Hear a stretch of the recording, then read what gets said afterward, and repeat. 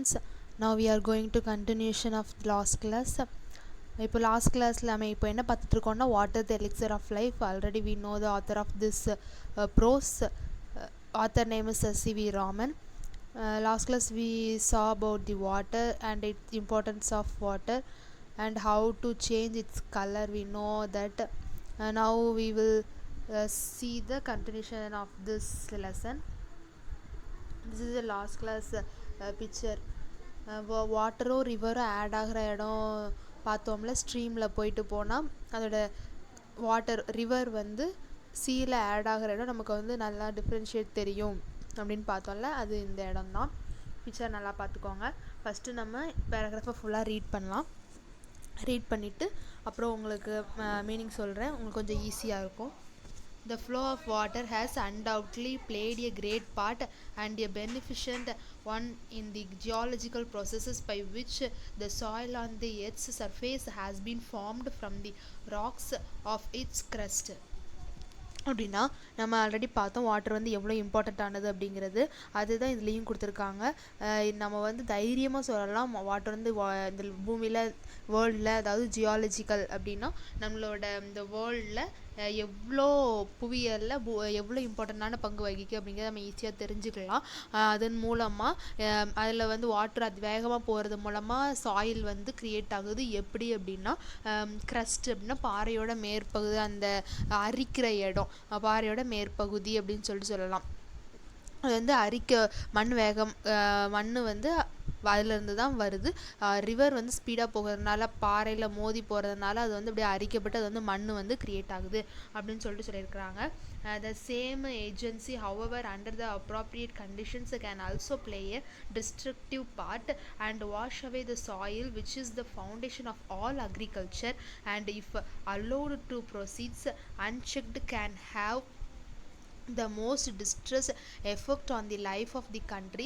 The problems of soil erosion is one of serious import in various countries and especially in many parts of India.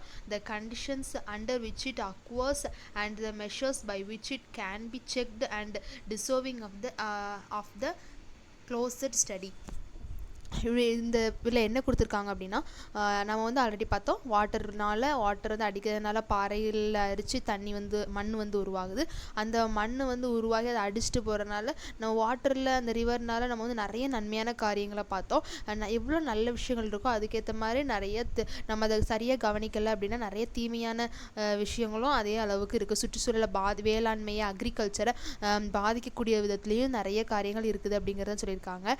தண்ணி வந்து சீக்கிரமாக வேகமாக பெய்கிற திடீர்னு வேகமாக பெய்கிற மழையினால தண்ணி வேகமாக போகும்போது சாயில் எரோஷன் வந்து உண்டாகுது. அது வந்து ஒரு நல்ல வண்டல் ஆல்ரெடி நம்ம பார்த்தோம் அக்ரிகல்ச்சருக்கு ரொம்ப யூஸ்ஃபுல்லானது வண்டல் மண், சாலிட். அது வந்து அரிக்கப்படுறதுனால அக்ரிகல்ச்சர் வந்து பாழாகுது. அக்ரிகல்ச்சருக்கு தேவையான கரெக்டான மண் கிடைக்கிறது இல்லை. அதுக்கப்புறம் மண் அரிப்பு வந்து ஏற்படுறதுனால நம்ம ஒழுங்காக விளைச்சல் வந்து நமக்கு ஒழுங்காக கிடைக்கல. ஸோ வந்து நம்ம ஒழுங்காக அதை வந்து கவனிக்கணும், அதை செக் பண்ணி கரெக்டாக கண்ட்ரோலில் வச்சுருக்கணும்னு சொல்கிறாங்க. மற்ற கண்ட்ரீஸை விட இந்தியாவில் ரொம்ப எஸ்பெஷலி இந்தியாவில் ரொம்ப கன்ஃபார்மாக நம்ம கண்டிப்பாக கவனிக்கணும். எதற்காக அப்படின்னா அக்ரிகல்ச்சர் அதிகமாக நடைபெறுறது நம்ம வந்து இந்தியாவில் தான். ஸோ நம்ம வந்து சுற்றுச்சூழல், அதாவது என்விரான்மெண்ட்டை பாதிக்காத இந்த மாதிரி தடுப்பு நடவடிக்கைகளை நம்ம மேற்கொள்ளணும் அப்படிங்கிறத சொல்லியிருக்காங்க. Then next para, soil erosion occurs in successive steps, the earliest of which may easily pass unnoticed. In the later stages, the cutting up and washing away of the earth in only two painfully apparent in the formation of deep gulfs and ravines. Culls அப்படின்னா அந்த கல்லுகள், அப்புறம் ராவின்ஸ் அப்படின்னா பள்ளத்தாக்கு. அந்த river வரும்போது வேகமாக அடிக்கும்போது உண்டாகிற அந்த அரிப்பு மூலமாக வந்து அந்த கல்லுகள்லாம் ரொம்ப ஆழமான கற்கள் உண்டாகும். அது அந்த கல்லாம் அரித்து மண் வெளியிலேறும். அப்புறம் நிறைய பள்ளத்தாக்குகளும் உண்டாகும்னு சொல்லியிருக்காங்க. which make all agriculture impossible. Sudden bursts of excessively heavy rain resulting in a large run of surplus water are the principal factors in causing soil erosion. Contributory causes are the slope of the land, removal of the natural protective cost of vegetation, the extents of roots along which the water can flow with rapidly gathering momentum, and the absence of any checks of such flow. Incidentally, large quantities of precious soil can be washed away if such conditions exist, as is too often the case. இந்த பேராகிராஃபில் என்ன கொடுத்துருக்காங்க அப்படின்னா, soil erosion பற்றி தான் நம்ம பார்த்துட்டு இருந்தோம். Soil erosion வந்து அது கண்டினியூஸாக நடந்துக்கிட்டு இருக்குது. இது வந்து அதாவது நம்ம ஒழுங்காக பார்க்கல அப்படின்னா அது வந்து நம்ம வந்து ஸ்டாப் பண்ண முடியாது. அது வந்து கண்டினியூஸாக நடந்துக்கிட்டு இருக்குது. அப்புறம் ரொம்ப நாள் ஆச்சு அப்படின்னா அது வந்து மண்ணெல்லாம் அரிச்சிட்டு போயிடுது. அதுக்கப்புறம் நிறைய வளமான இது நமக்கு இம்பார்ட்டண்ட்டான நிறைய லேண்ட்ஸ் எல்லாமே அரிக்கப்பட்டு போகுது. ஆழமான பள்ளத்தாக்கு தான் ஏற்படுது. இதன் மூலமாக நம்ம வந்து இப்போ நார்மலாக ஓடுற ரிவர் அப்படி இருந்ததுன்னா ஒன்றும் கிடையாது. இப்போது ஒரு பள்ளத்தாக்கு ரொம்ப ஆழமாக ஆகிட்டு அப்படின்னா நமக்கு வந்து ரொம்ப கஷ்டமாக இருக்கும்ல. இந்த மாதிரி பள்ளத்தாக்கு வந்து ஏற்படுது. இது வந்து விவசாயத்தை ரொம்ப பாதிக்குது. எப்படி பார்த்தோம் அப்படின்னா, வேகமாக இப்போது விவசாய நிலத்தில் வந்து அதிகம் மழை பெஞ்சு தண்ணி போயிட்டு அப்படின்னா அப்புறம் நம்ம விதைக்கிறதுக்கு சாயில் வந்து இல்லாமல் போயிடும். ஸோ அதை வந்து பார்க்கணும். அதுக்கப்புறம் இப்போது மலை சைடு மவுண்டைன் சைட்லாம் பார்த்தோம் அப்படின்னா, இப்போ ஊட்டி கொடைக்கானல் அந்த மாதிரி சைட்லாம் பார்த்தோம் அப்படின்னா அந்த இடம் வந்து சாய்வாக இருக்கும். ஸோ அந்த இடத்துல நம்ம வந்து மழை பெய்யும் போது மண் சுத்தமாக மேல் பகுதியில் இருக்கிற எல்லாமே சுத்தமாக இல்லாமல் எல்லா மண்ணையும் அரிச்சிட்டு போயிடுது. ஸோ நம்ம அதை வந்து ரொம்ப கேர்ஃபுல்லாக பார்க்கணும். அந்த இடத்துலலாம் நம்ம பாதுகாப்பு நடவடிக்கைகள் எடுக்கணும். அந்த வந்து நம்ம ஒழுங்காக இது பண்ணலை, அதாவது கட்டுப்படுத்தலை அப்படின்னா நிறைய பிரச்சனைகள் வரும் அப்படின்னு சொல்லியிருக்காங்க. எப்படி கட்டுப்படுத்தலாம் அப்படின்னா, நம்ம வந்து அந்த லாஸ்ட் கீழே பாருங்கள், உங்களுக்கு அதில் பேராகிராஃபில் கொடுத்துருக்கு. த existence of roots along which the water can follow with rapidly gathering momentum and the absence of any checks of such flow. Incredibly large quantities of precious soil can be washed away if such conditions exist, as it too often the case. அதாவது இந்த அடிக்கடி ஏற்படுற மண்ணரிப்பை தடுக்கிறதுக்கு நம்ம வந்து அந்த சின்ன சின்ன வாய்க்கால், ஒரு ரிவர் போச்சு அப்படின்னா அது வந்து வாய்க்கால் மாதிரி எடுத்து நம்ம வயலுக்கு விட்டுக்கலாம், அந்த மாதிரி பண்ணிக்கலாம். அதுக்கப்புறம் தடுப்பணை அணைகள், டேம்ஸு கட்டலாம்.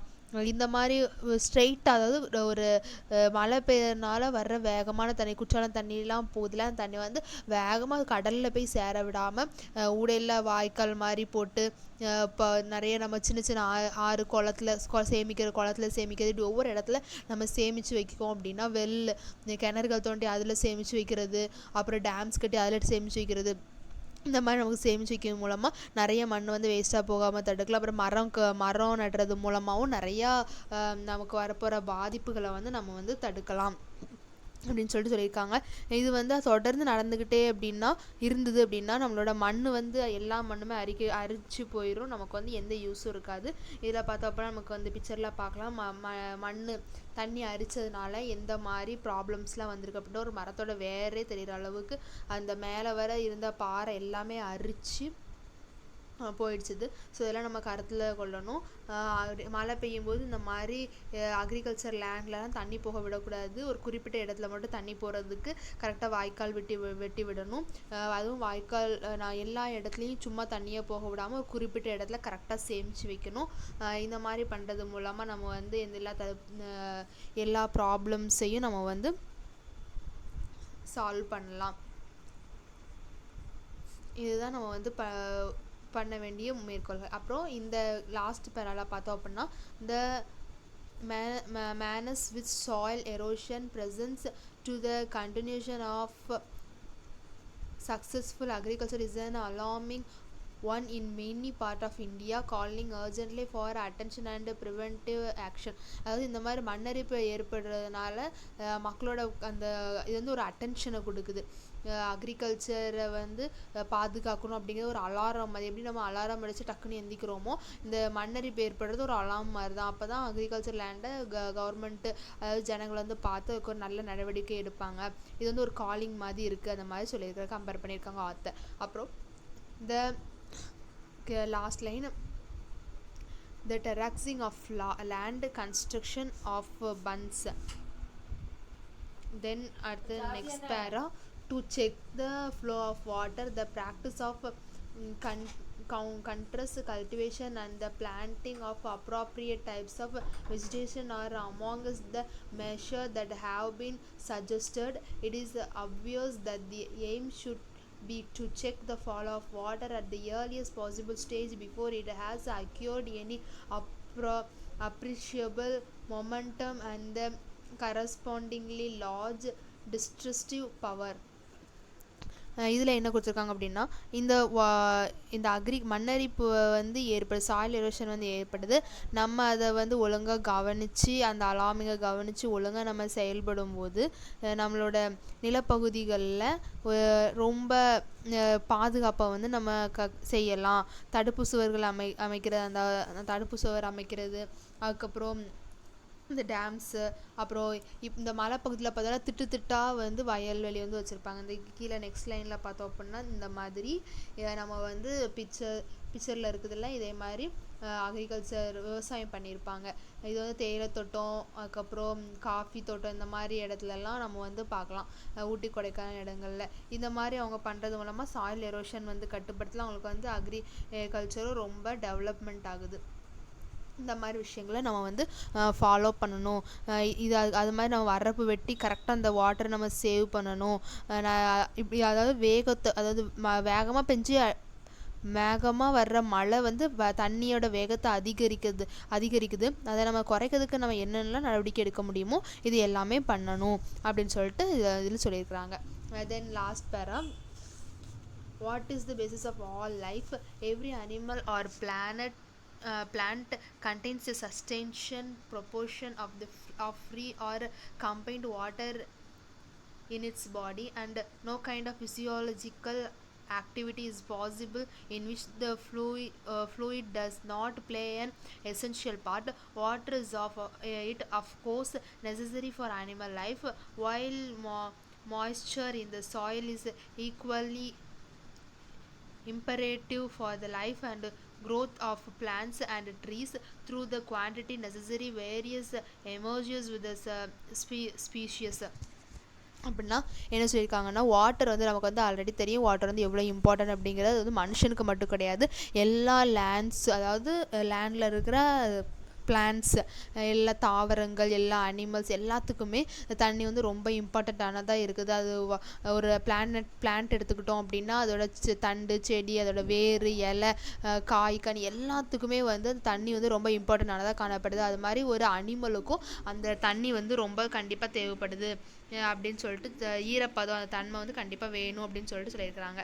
அப்புறம் conservation and utilization of water is thus fundamental for human welfare. Apart from erosion, water, the ultimate source in all cases, is rain or snowfall. Most of Indian agriculture depends on seasonal rainfall and is therefore very sensitive to any failure or irregularity of the same. The problems of soil erosion and of inadequate or irregular rainfall are closely connected with each other. It is clear that the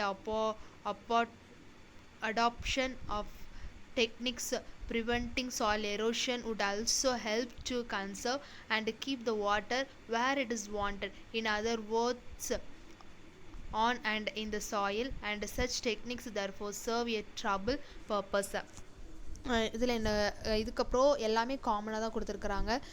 நம்ம வந்து வாட்டரை வந்து எந்த அளவுக்கு முக்கியமோ அந்த அளவுக்கு நம்ம அதனால் நம்ம அதை சேமித்து வைக்கணும். அது வந்து நம்ம வேஸ்ட் பண்ணக்கூடாது. மனுஷனோட அடிப்படையான முக்கியமான தேவையே அந்த வாட்டர் தான். நம்ம வாட்டர் சேமித்து வைக்கிறதுனால ஊற்று தண்ணீர்களும் உண்டாகுது. இதுவும் அக்ரிகல்ச்சருக்கு ரொம்ப யூஸ்ஃபுல்லானதாக இருக்குது. அதுக்கப்புறம் அக்ரிகல்ச்சர் நம்ம வந்து ஒழுங்காக தக்க நடவடிக்கைகள் எடுக்காமல் ஒழுங்காக ரூல்ஸை நம்ம ஃபாலோ பண்ணாமல் ஒழுங்காக இல்லாமல் இருந்தோம் அப்படின்னா நம்ம வந்து கரெக்டான சீசனல் ரெயினை பெற முடியாது.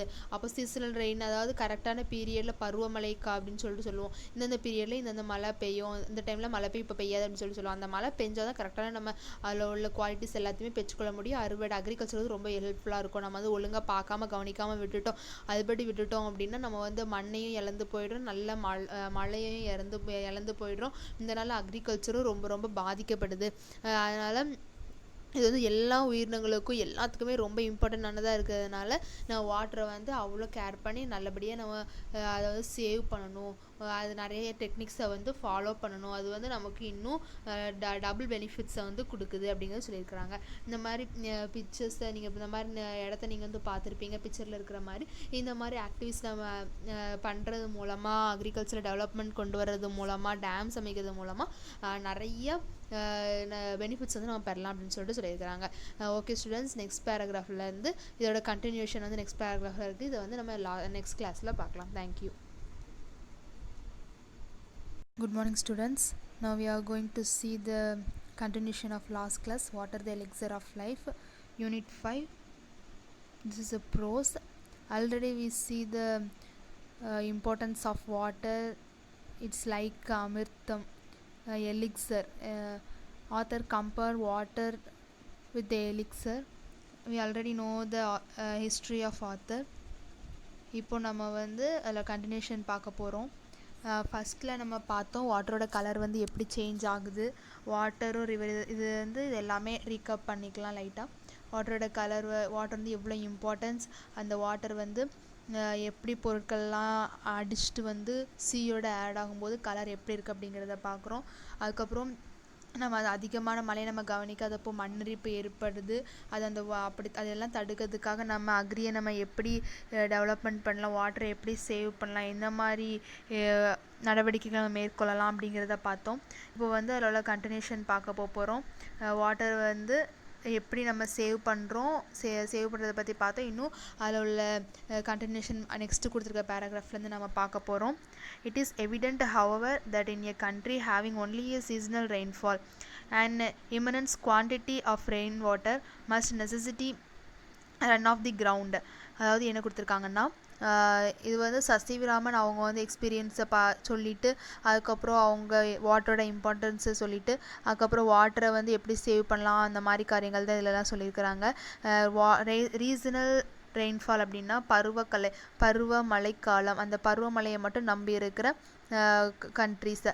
இந்த மாதிரி கண்ட்ரிஸ் எல்லாமே நம்ம இந்தியாவை எடுத்துக்கிட்டோம் அப்படின்னா மேக்ஸிமம் பருவமழையை தான் நம்பி, சீசனல் வாட்டர் தான் நம்பி வந்து நம்ம ஹார்வெஸ்ட் பண்ணுறோம். ஸோ நம்ம வந்து ரெயின் வாட்டரை வந்து நம்ம கண்டிப்பாக சேவ் பண்ணி வைக்கணும். அது வந்து வேஸ்ட்டாக மழை டைமில் வேஸ்ட்டாக ரெயின் வாட்டர் வந்து வேஸ்ட்டாக கிரவுண்டில் போக விடாமல் அதுக்கு சேவ் பண்ணணும் அப்படிங்கிறத சொல்லியிருக்கிறாங்க. The collection and utilization of this water is therefore of vital importance. Much of it flows down into the streams and rivers and ultimately finds its way to the sea. இதில் வந்து என்ன கொடுத்துருக்காங்கன்னா, இப்போ மழை காலங்களில் பெய்கிற மழை அந்த தண்ணியை வந்து நம்ம கலெக்ட் பண்ணி வைக்கணும், சேமித்து வைக்கணும், அதை வந்து நல்ல முறையில் பயன்படுத்தணும். இதுதான் வந்து ரொம்ப இம்பார்ட்டண்ட் ரோலாக இருக்குது, விட்டல் இம்பார்ட்டன்ட், ரொம்ப இம்பார்ட்டண்ட்டானதாக இருக்குது. அது வந்து பெய்கிற மழை வந்து ஆறுகள், குளம், ஏரி, குட்டை இந்த மாதிரி இடத்துல ஓடுறதுனால அது பாட்டுக்கு, அதாவது நம்ம சேமித்து வைக்காமல் ஒரு இடத்த சேவ் பண்ணி வைக்காமல் அது பாட்டுக்கு ஓடுறதுனால அது வந்து சீல போயிட்டு ஜாயிண்ட் ஆகுது. இப்படி ஜாயிண்ட் ஆகுதுனால நமக்கு நம்ம நிறையா நெக்ஸ்ட்டில் கொடுத்துருக்காங்க பாருங்க. Incredible large quantities of the precious fluid are thus lost to the country. அதாவது அந்த நம்ம நிறையா வளங்களை மண்ணிலேருந்து அந்த ரிவரில் கலந்து வர, வாட்டரில் கலந்து வர மண் வளம், அதுக்கப்புறம் அந்த மழை காலத்தில் இயற்கை கிடைக்கிற அந்த தண்ணி எல்லாத்தையுமே நம்ம வந்து இழக்கிறோம். ஒரு ப்ரீஷியஸ் ஃப்ளூயிடை நம்ம வந்து இழக்கிறோம், ஒரு கண்ட்ரியை இழக்குது அப்படிங்கிறத சொல்லியிருக்கிறாங்க. ஸோ அதனால் சேவ் பண்ணி வைக்கணும் அப்படின்னு சொல்லியிருக்காங்க. இந்த harnessing of our rivers, the waters of which now mostly run to waste, is a great national problem which must be considered and dealt with on national lines. Waste areas of land which at present are mere scrub jungle could be turned into fertile and prosperous country by courageous and well planned action. இந்த பேரால என்ன கொடுத்துருக்காங்கன்னா அதாவது பெய்கிற மழையை ஒவ்வொரு ரிவரில் போகும்போது நம்ம வந்து அந்த ரிவரில் போகிற நிறைய தண்ணி வந்து மேக்ஸிமம் நம்ம சேமித்து வைக்காதனால வேஸ்ட்டாக சீல கலக்குதுன்னு பார்த்தோம். இது வந்து ரொம்ப பெரிய ப்ராப்ளமாக இருக்குது. இது வந்து நம்ம வந்து கன்சிடர் பண்ணிக்காமல் விட்டோம் அப்படின்னா அது வந்து ஒரு நேஷன் ஒரு கண்ட்ரி வந்து ஒரு பெரிய பாதிப்பை வந்து சந்திக்கும். ஏன்னா மழை வந்து தண்ணி வந்து தானாகவே நமக்கு கிடைக்குது. வித் காட்ஸ் கிரேஸ் காட் கொடுக்குற அந்த வரத்தை வந்து நம்ம கொடுக்கும்போது அதை நம்ம பெற்று நம்ம சேமித்து வைக்கல அப்படின்னா அதுக்கப்புறம் நமக்கு தேவைப்படுறப்போ அது நமக்கு கிடைக்காமே போகக்கூடியதாக இருக்குது. ஸோ நம்ம வந்து அப்படி மழை அதிகமாக பெய்கிற இடங்களில் நம்ம வந்து மழையை அந்த தண்ணியை வந்து குறிப்பிட்ட இடங்களில் சேமித்து ஒரு வெல் மூலமாகவோ டேம் மூலமாகவோ சேமித்து வைக்கணும் அப்படின்னு சொல்லியிருக்காங்க. ஸ்க்ரப் ஜங்கிள் அப்படிங்கிறது என்ன, முட்புதர் காடுகள், அந்த மாதிரி காட்டு சைடில் ஓடுற அந்த தண்ணியை வாட்டர் எல்லாமே அந்தந்த இடத்துல ஒரு சின்ன குளம் தோண்டி போடுறது, இந்த மாதிரி சின்ன சின்ன இது மூலமாக நம்ம வந்து அந்த வாட்டரை வந்து சேமித்து வைக்கிறதுக்கு ஒரு கண்ட்ரியில் வந்து நல்லா பிளான் பண்ணணும். நல்லா பிளான் பண்ணி ஒரு வெல் பிளான் பண்ணி நல்ல செயல்முறைகளை அவங்க நடைமுறைப்படுத்தி வாட்டரை வந்து சேவ் பண்ணி வைக்கணும் அப்படிங்கிறத சொல்லியிருக்காங்க. இந்த டேம்ஸில் வந்து தண்ணி சேமித்து வச்சோம் அப்படின்னா நமக்கு தேவைப்படுறப்போ நம்ம அக்ரிக்கு வந்து யூஸ் பண்ணிக்கலாம் அப்படின்னு சொல்லிட்டு சொல்லியிருக்கிறாங்க. இந்த நெக்ஸ்ட் பேரால closely connected with the conservation of water supplies is the problem of afforestation அப்படின்னா அஃபாரஸ்டேஷன் அப்படின்னா காடுகளை உருவாக்குதல். அதாவது காடுகள் தான் இந்த வாட்டரை சேவ் பண்ணுறதுல ரொம்ப இம்பார்ட்டண்ட் ரோல் வந்து எதுக்கு இருக்குது அப்படின்னா ஃபாரஸ்ட்டுக்கு தான் இருக்குது அப்படின்னு சொல்லிட்டு சொல்லலாம். எதனால அப்படின்னா இப்போ டீஃபாரஸ்டேஷனாக காடுகளை அழித்தல், இப்போ அஃபாரஸ்டேஷன் அப்படின்னா காடுகளை நம்ம உருவாக்கணும். நம்ம வந்து ஆல்ரெடி படிச்சிருப்போம், மரத்துக்கு வந்து எல்லா மரங்களுக்கும் ரொம்ப வந்து இம்பார்ட்டன்ட் வந்து வாட்டர். அதோட வேர் வந்து வாட்டர் எங்கே இருக்கோ அந்த இடத்துக்கு போய் அந்த வந்து இழுத்து வச்சுக்கிடுது. ஸோ அதில் வந்து வாட்டர் வந்து சேமிக்க மண்ணரிப்பு வந்து தடுக்கப்படுது. அந்த வேர் வந்து மண்ணோட ஒட்டிட்டு இருக்கிறதுனால மண்ணரிப்பு தடுக்கப்படுது. வாட்டரும் நமக்கு வந்து அந்த இடங்கள் இப்போ மரம் அதிகமாக இருக்கிற இடங்கள்ல பார்த்தோம் அப்படின்னா அந்த இடத்துல போர் போட்டோன்னா அந்த இடத்துல அதிகமாக நிறைய தண்ணி வரும். ஏன்னா அந்த மரத்தோட வேர் வந்து தண்ணி உறிஞ்சிச்சுக்கிறதுனால நமக்கு வந்து நிறைய வாட்டர் வந்து கிடைக்குது. ஸோ நம்ம வந்து காடுகளை உருவாக்கணும் அப்படிங்கிறத சொல்லியிருக்கிறாங்க. Then the systematic planting of suitable trees in every possible or even in impossible areas and the development of what one can call civilized forest or distinguished from wild and untamed jungle in one of the most urgent needs of India. இந்தியாவில் வந்து இது வந்து ரொம்ப இம்பார்ட்டண்ட்டானதாக இருக்குது. ஏன்னா water வந்து நம்ம waste பண்ணி இந்தியா வந்து எவ்வளோ பெரிய நேஷன் அப்படிங்கிறது நமக்கு தெரியும். இந்த நேஷனில் வந்து நமக்கு நிறையா மழை பெய்கிற டைமில் ஒவ்வொரு இடத்துக்கும் இந்த மாதிரி சில இடங்களில் வந்து சில மரங்கள் ஒவ்வொரு மண்ணை பொறுத்து சில இடங்களில் அந்த மரம் வளரும், சில இடத்துல ஒரு மரம் வளராது. அப்படிங்கும்போது அந்த மண்ணுக்கு ஏற்ற மாதிரி அந்த சாயிலோட கண்டிஷனை செக் பண்ணி அதுக்கேற்ற மாதிரி அந்தந்த இடத்துக்கு ஏற்ற மாதிரி நம்ம வந்து மரம் பிளான் பண்ணணும். வாட்டரை வந்து சிவிலைசேஷன் ஃபாரஸ்ட், அதாவது பாதுகாக்கப்பட்ட மாதிரி நல்லா ஃபாரஸ்ட் வந்து கிரியேட் பண்ணணும். நிறைய மரங்கள் வந்து நம்ம வந்து நடணும். இதை இந்த மாதிரி ஜங்கிள்ஸ்லாம் காடுகள் நிறைய இதெல்லாம் நம்ம உருவாக்கி பராமரிக்கிறது வந்து இது வந்து இந்தியாவுக்கு வந்து ரொம்ப இம்பார்ட்டண்ட்டானதாக இருக்குது. ஏன்னா வருகிற நாட்களில் வந்து காடுகள் அழிக்கப்படுறதுனால தண்ணியே இல்லாத நிலைமை கூட ஆகலாம். ஸோ அதுக்காக நம்ம முன்னாடியே கேர்ஃபுல்லாக இருக்கணும் அப்படிங்கிறத சொல்கிறாங்க. Such plantation would directly and indirectly prove a source of untold wealth to the country. They would check soil erosion and conserve the rainfall of the country from flowing away to waste and would provide the necessary supplies of cheap fuel and thus render necessary the wasteful conversion of farmyard manure into a form of fuel. அதாவது என்னன்னா அதாவது soil erosion வந்து தடுக்கப்படணும் அப்படிங்கிறத சொல்லியிருக்கிறாங்க. மழை வரும்போது soil erosion வந்து தடுக்கப்படணும். அதுக்காக நம்ம வந்து மரங்கள் நடணும். மழை பெய்யறதுனால அதிகமாக அந்த வேகமாக தண்ணி ஓட்டுறதுனால நமக்கு வந்து நிறைய வேஸ்டேஜ் வந்து உண்டாகுது. வாட்டரும் வேஸ்ட் ஆகுது, மண்ணும் வேஸ்ட் ஆகுது. இதெல்லாம் தடுக்கிறதுக்கு வந்து நம்ம வந்து தீவிரமாக செயல்படணும். ஏன்னா வாட்டர் அந்த மண் மூலமாக நமக்கு வந்து ஃபியூவல்ஸ் எல்லாம் கிடைக்கும். ஃபியூவல் தான் வந்து எரிபொருட்கள். எரிபொருள் அப்படிங்கிற நமக்கு வந்து எல்லா நாட்டுக்கும் ரொம்ப முக்கியமானது வந்து எரிபொருட்கள். நமக்கு வந்து படிச்சிருப்போம் சயின்ஸில். மரம் அது எல்லாமே மக்கி தான் பூமிக்கடியில் அந்த தண்ணிக்கு கீழெல்லாம் எரிபொருள் கச்சா எண்ணெய்லாம் எடுக்கிறதா சொல்லுவாங்க. இந்த மாதிரி நம்ம வந்து வாட்டர் சேமிச்சிக்கும்போது அதுக்கு கீழே வருங்காலங்களில் இந்த மாதிரி எரிபொருட்கள் அதெல்லாம் உருவாகிறதுக்கு காரணமாக இருக்குது. அதுக்கப்புறம் ஃபார்ம் யார்ட்ஸ்லாம் உருவாகிறதுக்கு காரணமாக இருக்குது. ஸோ நம்ம வந்து ஃபார்ம் யார்ட்ஸ்லாம் நம்ம மெஷர் பண்ண அந்த மாதிரி நிறைய காரியங்களும் சொல்லியிருக்காங்க. நம்ம வந்து வாட்டர் வந்து அவ்வளோ இம்பார்ட்டண்ட், அதை வந்து வேஸ்ட் பண்ணக்கூடாது அப்படிங்கிற மாதிரி சொல்லியிருக்கிறாங்க. தென் நெக்ஸ்ட் பேரா, the measure necessary to control the movement of the water and the conserve the supplies of it can also serve subsidiary purpose of value to the life of the countryside. அப்படின்னா ஒவ்வொரு country சைட்லேயும் அந்த மலையோட ரிவரோட அளவை வந்து நம்ம வந்து பார்த்து அதை வந்து கரெக்டாக நம்ம வந்து சேவ் பண்ணணும். வாட்டரை வந்து கண்டிப்பாக நம்ம வந்து சேவ் பண்ணணும். ஒரு குறிப்பிட்ட இடங்களில் சேவ் பண்ணணும்.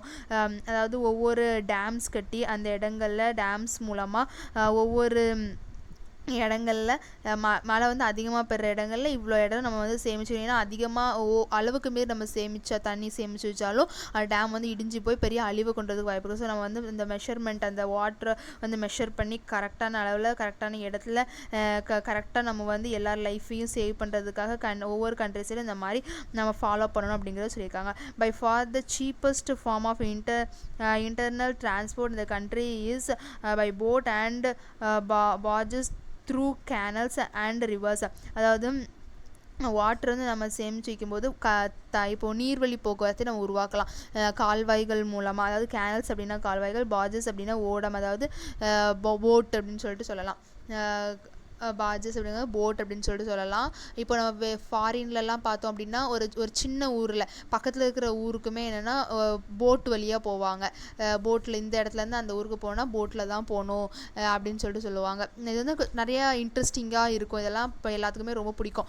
இது வந்து என்னென்னா ரொம்ப சீப்பான விஷயம். நம்ம இந்தியாவில் நம்ம அந்த மாதிரி பண்ணலாம், நம்ம தேசத்துலையும் இப்படி பண்ணலாம். ஆனால் நிறைய பேர் வந்து அதை ஃபாலோ பண்ண மாட்டேங்கிறாங்க. ஆனால் இப்படி ஃபாலோ பண்ணுறது மூலமாக நமக்கு வந்து நிறையா பெனிஃபிட்ஸ் இருக்குது.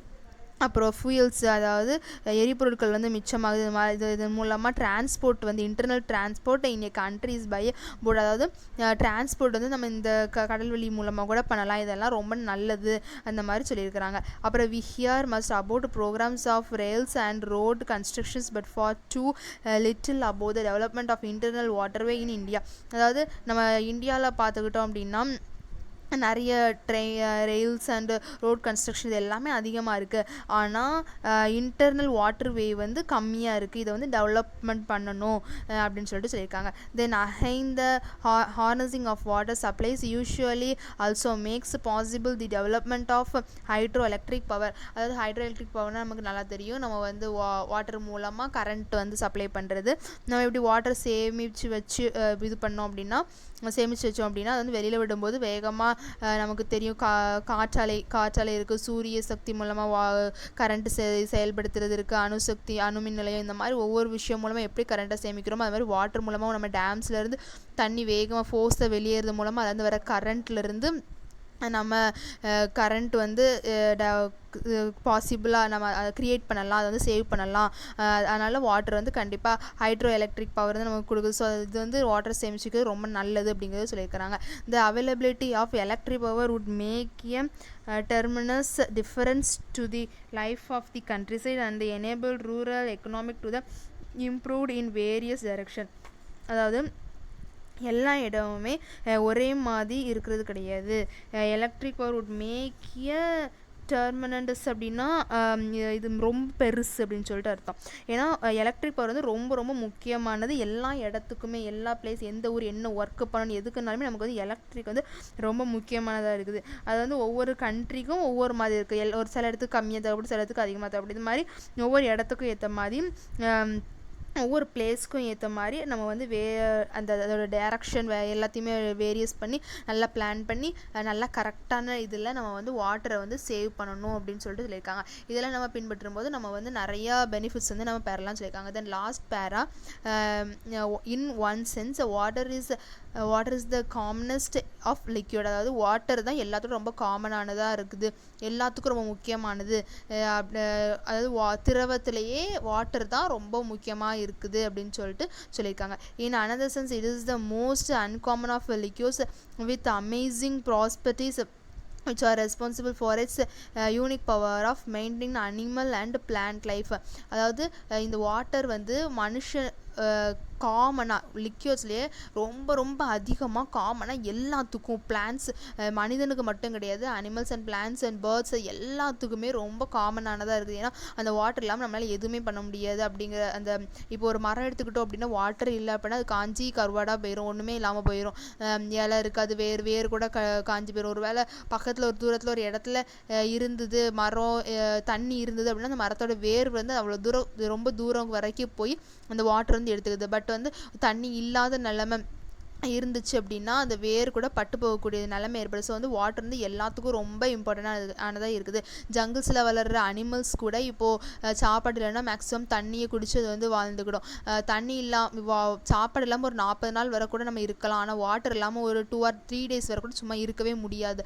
அதுக்குள்ளே வந்து நம்மளோட, ஏன்னா நம்ம ஆல்ரெடி படிச்சிருக்கோம், நம்ம உடம்புல இருக்கிற ஆர்கன்ஸ் எல்லாமே ஃபுல் அண்ட் ஃபுல் வாட்டர்னால தான் ஆயிருக்குது. மேக்ஸிமம் எல்லா ஆர்கன்லேயுமே வாட்டர் இருக்குது அப்படிங்கிறது ஃபஸ்ட் கிளாஸில் நம்ம படித்தோம். அதனால் வாட்டர் வந்து எவ்வளோ இம்பார்ட்டன்ஸ் அப்படிங்கிறத சொல்லியிருக்கிறாங்க. And then last, the investigation of the nature and properties of water is therefore of the highest scientific interest and is far from an exhausted field of research. அதாவது research ஃபீல்டில் water தான் ரொம்ப ரொம்ப இம்பார்ட்டண்டானதாக இருக்குது, முக்கியமான பங்கு வகிக்குது. அதாவது ரொம்ப ஒரு சயின்டிஃபிக் வேர்ல்ட்லேயே ரொம்ப ஹையரான ஒன்றா இந்த வாட்டரை தான் சொல்லியிருக்கிறாங்க. ஸோ இப்போ இதில் வந்து நம்ம வாட்டர் வந்து எவ்வளோ இம்பார்ட்டன்ட் அப்படிங்கிறது சொல்லி இதுதான் வந்து barges, long flat bottomed boat. அதாவது ரொம்ப பெரிய போட், ரிவர்ஸில் இது வந்து யூஸ் பண்ணுறாங்க.